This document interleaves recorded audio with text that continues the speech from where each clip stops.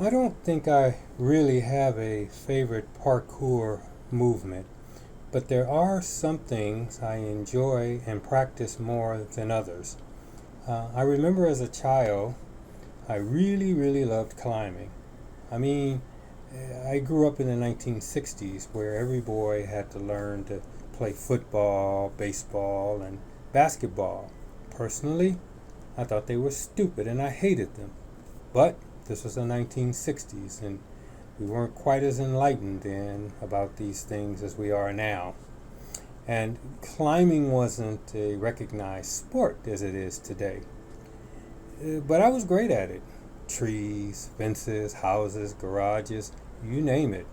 Back then, it seemed like almost every backyard in Los Angeles had a fruit tree, and I loved nothing better than to venture off on fruit hunts in other people's backyards. Anyway, half a century later, it was the pandemic which brought me to parkour. About 20 years ago, I got into dance and eventually developed into an avid professional and social dancer. Up until around February, March of 2020, I was used to dancing several nights a week, every week. Then the pandemic hit. When the dancing shut down, I knew I needed to have a replacement. I needed something where I could continue to train my body to move in space. I honestly don't remember how I decided to try parkour. I could tell you for a fact that it had nothing to do with videos of 20-year-olds doing flips off rooftops. I'm thinking that I probably read an article or saw a video like this one with a person closer to my age talking about his or her experience in the activity. I mean, running, jumping, climbing, outdoors. Why not give it a try? As for why I never tried parkour before, I don't really know. I love dancing, and I even gave up other activities such as skiing and rock climbing to focus on it. So the last thing I wanted to do was injure myself doing something that would prevent me from being able to dance for any period of time. With a mindset like that, you can imagine that parkour was never even a thought. So, what do I like about parkour? Well, it's easy to start, requires no gym, no equipment, no special gear, or even any specialized training.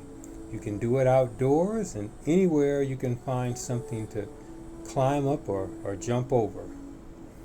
And I believe I have gained a lot of health benefits from the activity.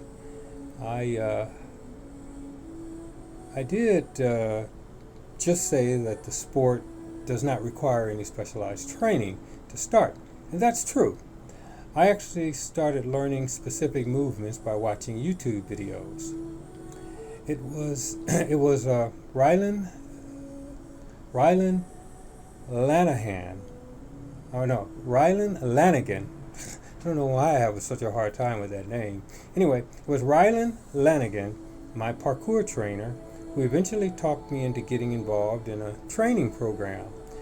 And I can say today that I'm glad I did. I believe I am stronger, more flexible, and have far greater endurance than I did a year ago when I started. I have started back doing more dancing these past few months, and I can clearly see the difference in my conditioning. Would I recommend parkour to a friend? Yes, and I have. Particularly if you enjoy, like me, physical and outdoor activities which challenge you and your ability to move. I am 66 years old. It's hard for me to even get those words out of my mouth, but I am. And can still run and jump and climb like I did when I was a kid. I love that. Can I run as fast or jump as high or climb as vigorously as I did before? Or even as a 20, 30, 40, or even 50-year-old? Probably not. But that's not the point. The point is, I can do what I can do, and I love doing it. Now, I know the concern of many older people is that you're going to go out and fall and twist or sprain or break something and be out for the whole season. I say not if you are careful and go and only do what you feel comfortable doing. Don't think about this from the standpoint of all those videos you've seen of 20-somethings flipping off of buildings. Think about it from the standpoint of how you used to feel running and jumping and swinging and rolling down the hill. And just imagine being able to recapture that feeling.